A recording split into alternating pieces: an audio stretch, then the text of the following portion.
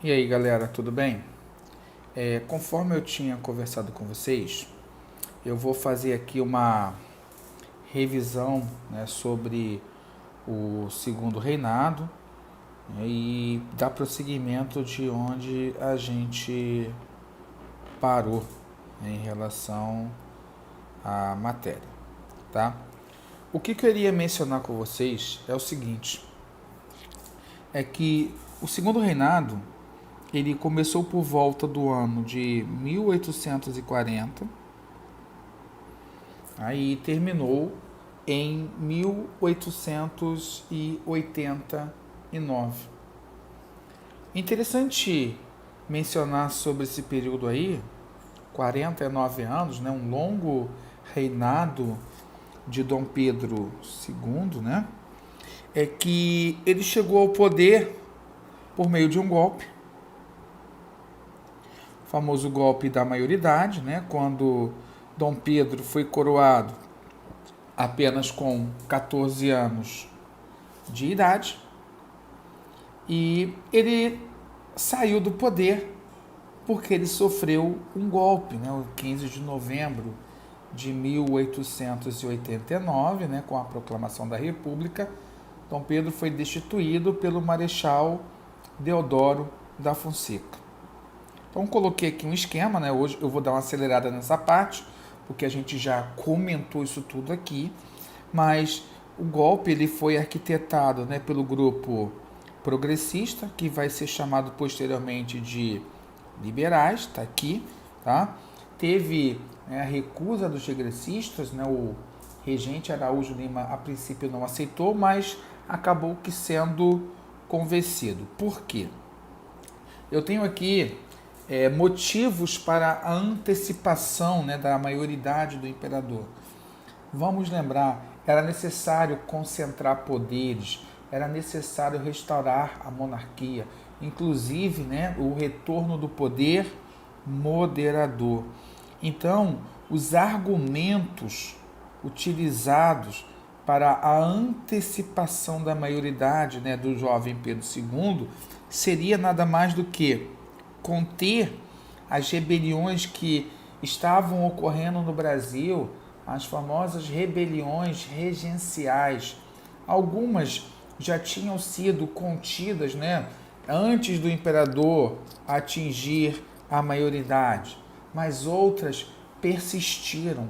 Exemplo, professor, a balaiada, que começou lá no Maranhão em 38 e terminou em 41, e principalmente a farroupilha ali no Rio Grande do Sul e Santa Catarina, que começou em 1835 e só terminou em 1845.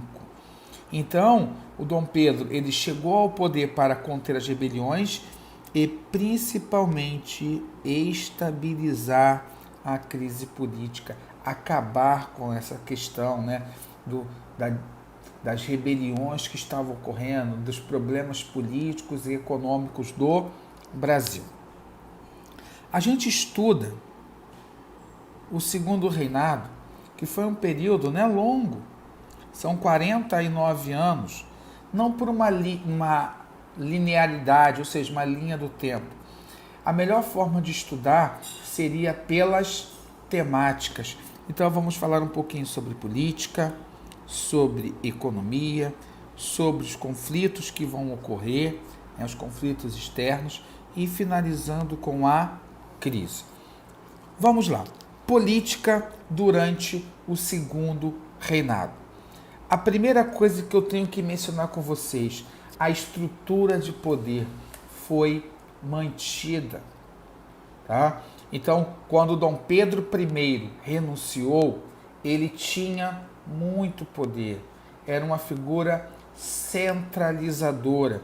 E com a chegada de Dom Pedro II, após o período da regência, a centralização continuou.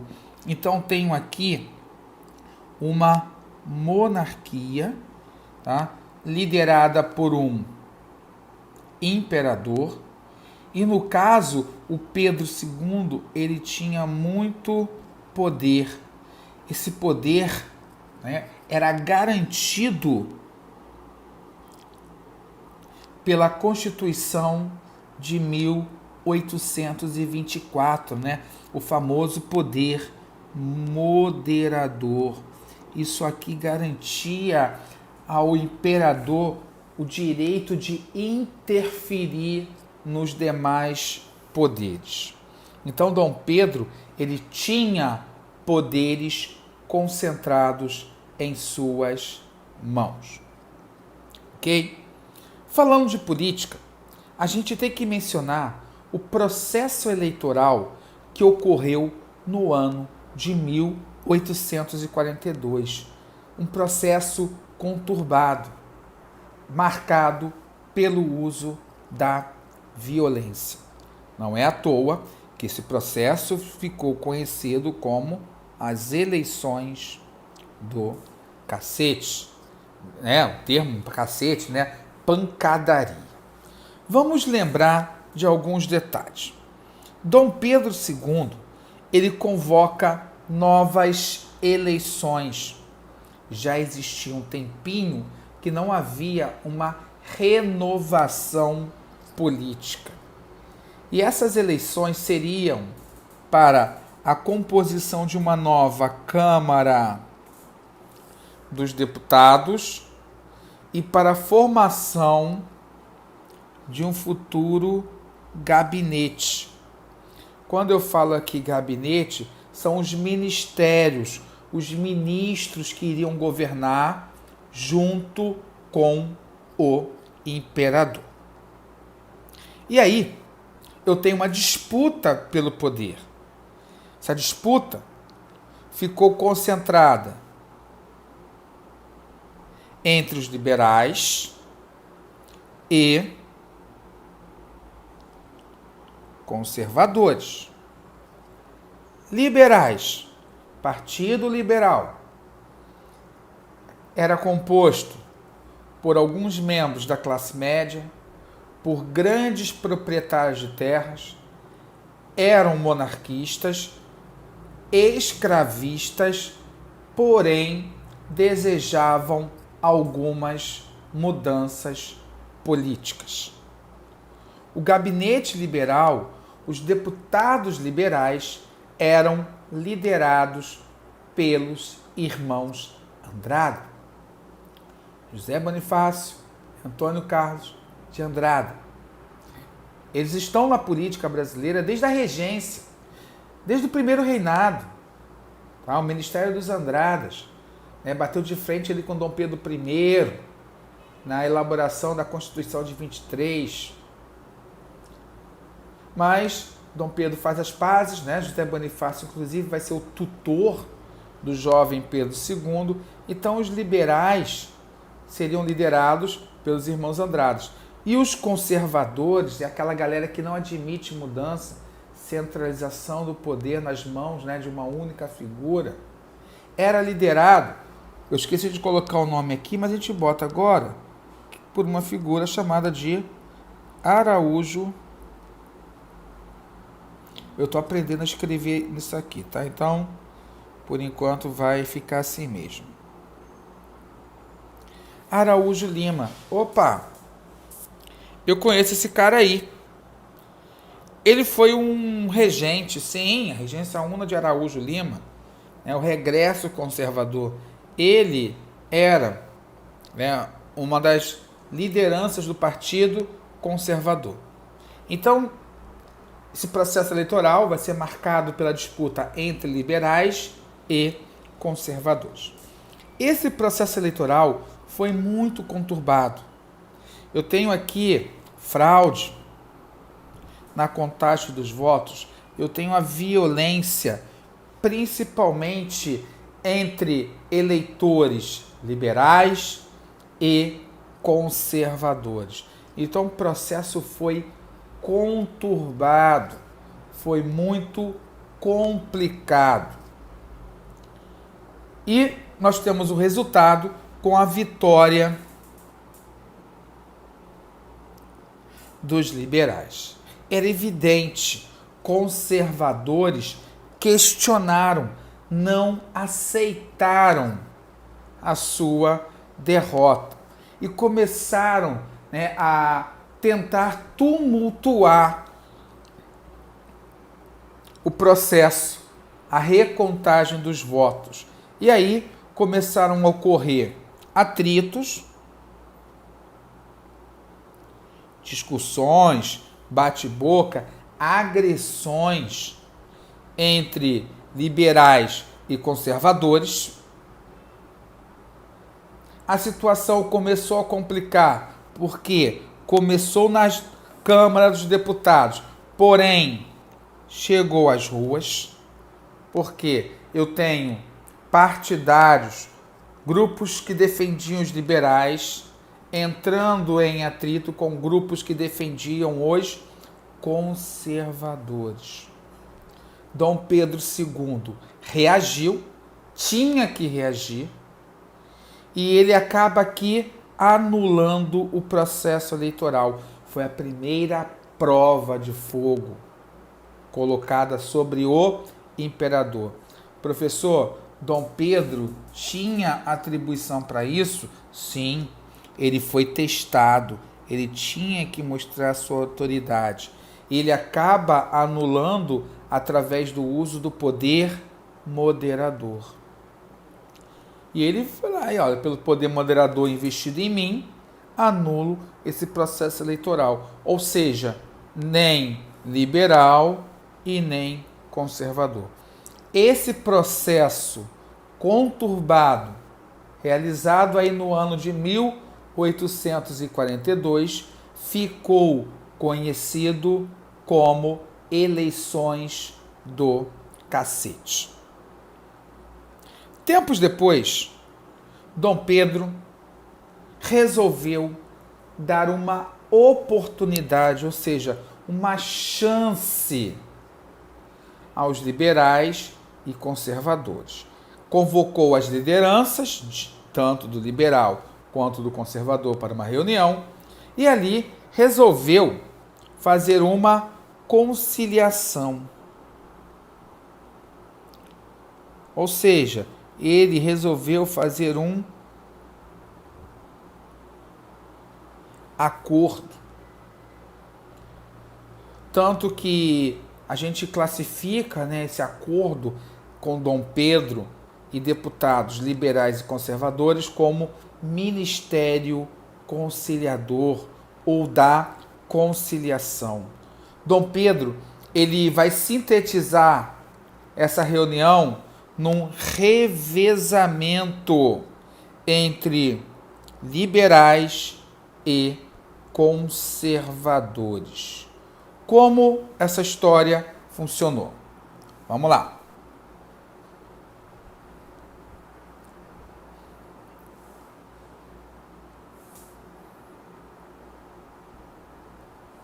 Continuando aqui.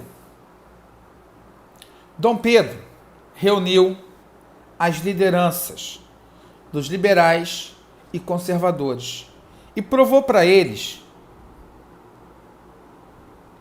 que existia interesses em comum. Dom Pedro falou assim: liberal, conservador, vocês pensam da mesma forma.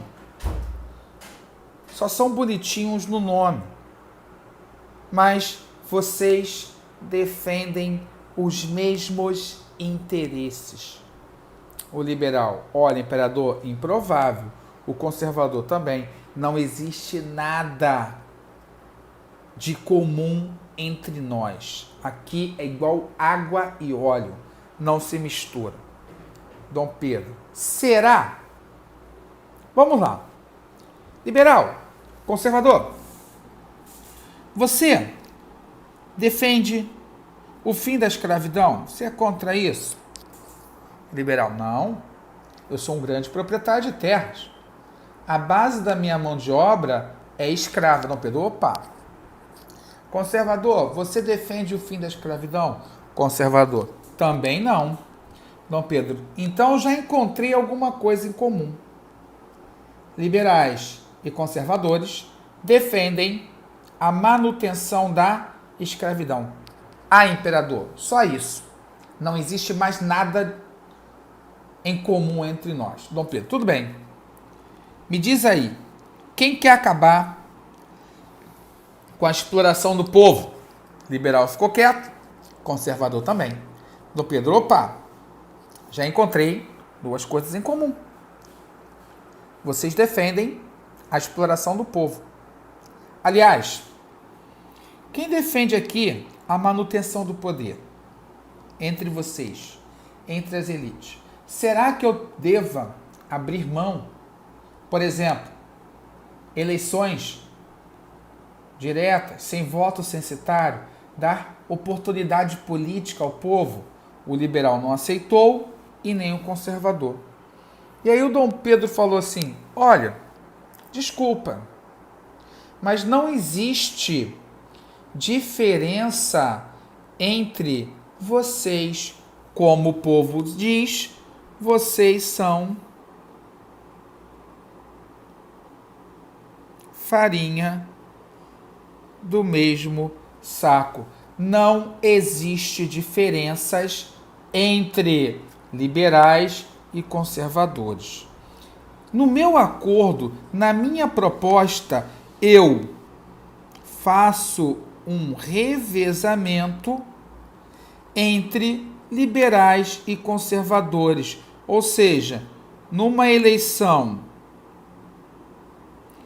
os liberais assumem, na outra eleição, os conservadores assumem, porque a eleição ocorre a cada 4 anos. Então, a cada 4 anos, vocês vão se revezar no poder. Porque quem vai determinar o que é certo e errado é o imperador. Eles aceitaram e resolveram os problemas. Ou seja, Dom Pedro II, né, de certa forma, acabou com questão de oposição política. Outra coisa a ser comentada é a ideia do parlamentarismo às avessas. Opa, parlamento. Quando eu falo de parlamento, eu estou fazendo uma referência à ideia do parlamento britânico, ou seja, daquele parlamento que existe, né, até hoje na Inglaterra. Ele foi criado lá no ano de 1688 com a Revolução Gloriosa, né, fim do absolutismo e instituição da monarquia parlamentar. Por quê?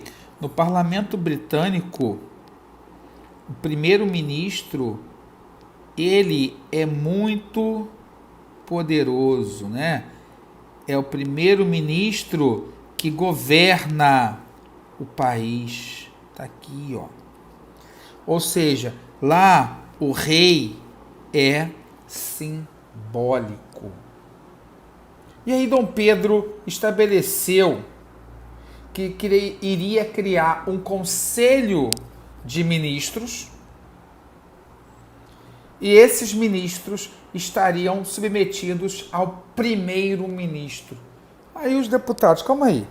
Ô Dom Pedro, você quer criar um parlamento no Brasil, figura do primeiro-ministro? Dom Pedro, quero. Mas no parlamento, o primeiro-ministro manda. O rei, ele é simbólico. Dom Pedro falou, pois é, só que vai ser um parlamento ao contrário, de acordo, né, com os meus interesses. Na Inglaterra, ocorrem eleições, eles escolhem o primeiro-ministro, aos deputados, e o rei é submetido à autoridade do primeiro-ministro. No Brasil, vão ocorrer eleições, os deputados vão indicar o primeiro-ministro, só que aqui no Brasil, o primeiro-ministro, deverá ter o meu aval, ou seja, ele vai ter que ser escolhido pelo imperador. Então é uma ideia do parlamento ao contrário, porque na Inglaterra o primeiro-ministro manda e o rei é simbólico. No Brasil, o primeiro-ministro ele é submetido à autoridade do imperador, ou seja, é o imperador que governa o país. Então o imperador está aqui, ó, ele é muito poderoso, ele governa o país. Então o primeiro-ministro estaria submetido à sua autoridade. É a ideia do parlamentarismo às avessas.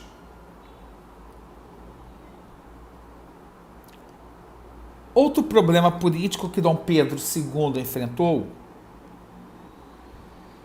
foi uma rebelião popular que surgiu no ano de 1848 em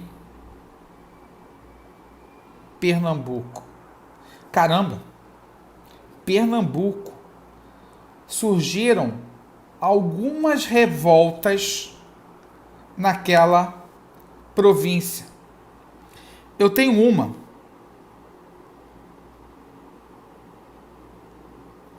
que surgiu no ano de 1817 contra Dom João VI. Revolução Pernambucana. Eu tenho uma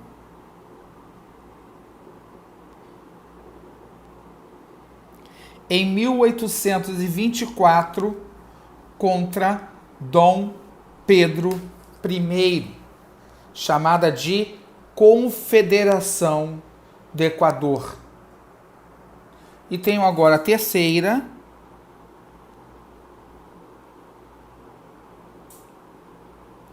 contra Dom Pedro II, chamada de Revolução Praieira. A Pernambucana de 17, a Confederação de 24 e a Praieira de 48 foram revoltas republicanas que ocorreram em Pernambuco. Todas visavam a proclamação da República. Foram rebeliões populares. Professor, mas por que esse nome Praieira? Revolução Praieira, 1848. Porque eu tenho aqui a Rua da Praia, ali na Praia de Boa Viagem. E essa rua, ela era sede,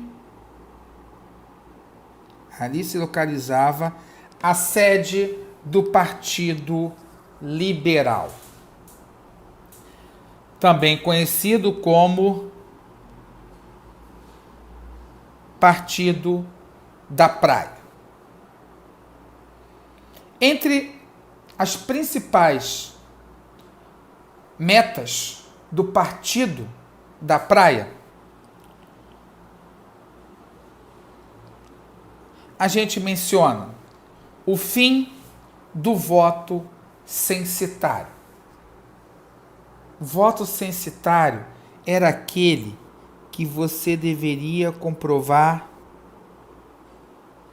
renda para votar. Tinha que ter dinheiro. Também estabeleceram a liberdade de imprensa. Criticavam a censura que era imposta aos meios de comunicação. Defesa da República. Opa, vai dar problema. Falar em república, em monarquia, era uma situação complicada. Eu tenho uma influência também do socialismo, né? Quando você é contra, né, a propriedade privada. Os membros desse partido eram chamados de praieiros. Eles eram muito radicais. Lutavam contra as elites latifundiárias, ou seja, defendiam a reforma agrária, faziam oposição aos comerciantes portugueses e lutavam pela defesa do povo. Eu tenho como líderes Antônio Borges da Fonseca e Nunes Machado. Toda revolta, toda revolução tem um estopim, tem uma provocação, um motivo. E no caso aqui, essa provocação foi dada por Dom Pedro II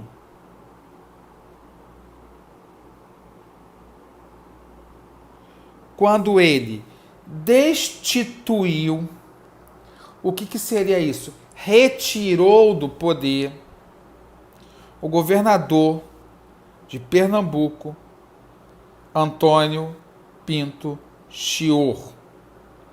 Ele era um liberal, estava no poder. Mas qual foi o argumento de Dom Pedro para retirar Chiorro do poder?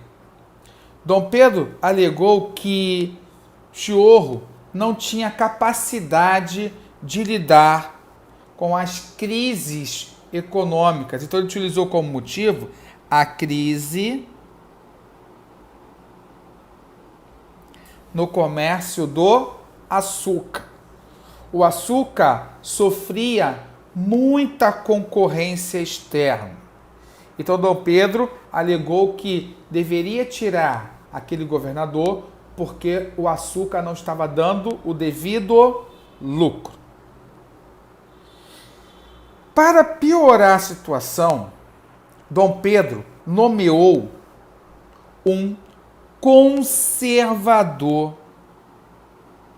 Colocou no lugar de Chiorro um cara chamado Araújo Lima. Epa! Eu conheço esse cara aí. Ele já foi regente do Brasil. Ele era um dos grandes líderes do Partido Conservador. E agora ele foi colocado como governador da província de Pernambuco. Isso gerou uma enorme insatisfação popular, porque Chiorro combatia as elites agrárias, ou seja, Chiorro ele governava para o povo. A população não aceitou a intervenção. Estourou uma revolta em Pernambuco. Retiraram Araújo Lima do poder. Proclamaram uma república em Pernambuco e elaboraram um documento chamado de Manifesto ao Mundo. Manifesto é uma reclamação, é uma exigência. E nesse documento estabeleceram que em Pernambuco teria voto livre, ou seja, você não precisava mais comprovar renda. Teria também a liberdade de expressão. Opa, um dos princípios iluministas aí. Lutavam contra o fim do poder moderador e também a separação dos poderes, né? Outra herança do iluminismo, né? A criação dos poderes executivo, legislativo e judiciário. O governo reagiu, era evidente, teve uma repressão muito violenta, execução dos populares, e perdão às elites. Era evidente. Tá? Então vamos lá.